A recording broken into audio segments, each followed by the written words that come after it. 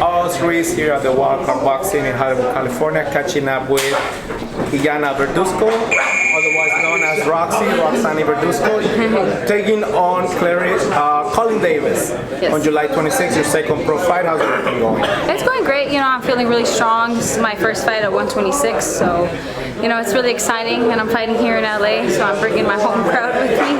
And I noticed on BoxRec you're actually fighting a 6-round fight. Yes, so my first fight was 4 rounds, and I jumped up straight to 6. 4 is too little, you know, and there's a better opportunity to fight more rounds.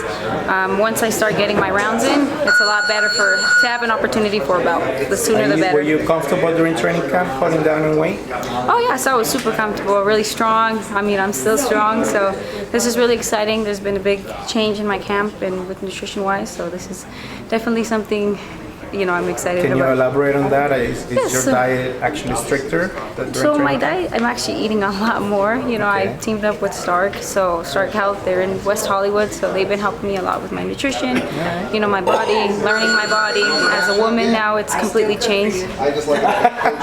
Yes. Mama G is listening to daughter's conversations.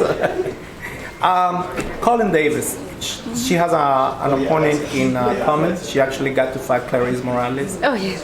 So can you tell us about what Colleen Davis would bring to the table? Oh, you know, she has a good record. She's 3-1-1, so she has a lot more experience when it comes to 6-rounders. And she also has fought my debut fight. She fought the same girl, and it was a, I believe, split decision or a draw, if I'm not mistaken. So this is definitely exciting. Different type of person, different fighter, and you know, it's good. I like different fighters, different styles, and I'm actually very excited for this fight. Being that you fought on the Rocha Santillán card, that was a big card here in LA as well. There are big plans for you in your professional career. You were mentioning the big name that I 126, 130. Where do you see yourself, let's say in a couple of years? You see yourself fighting for a world title belt? I would fight for a world title belt next year if I could, you know, so it's not about in a couple of years. It's very soon. I'm going to be creeping up very slowly and surely, but, you know, in the next couple of years I'll be a world champion, that's for sure. Coach G, has there been any conversations about signing your daughter with any promoters?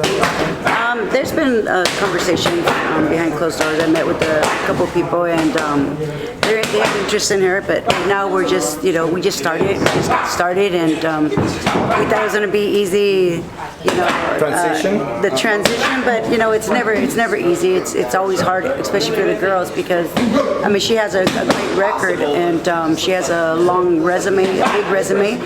So not just any one fighter, you know, and not saying that they're afraid of her, but they know that she comes from, you know, a background of fighter. She's a fourth generation, and she has a long pedigree, a long resume in the amateur. So it's a little more challenging looking for opponents, the right opponent. How hard was it for you to get Colleen Davis to agree to this bout? Well, that's not my job. That's the matchmaker for 360. He did a wonderful job, a great job. You know, I was told that there was a few people, you know, that said, you know, just no, and didn't matter pay or whatever. They just said no, you know.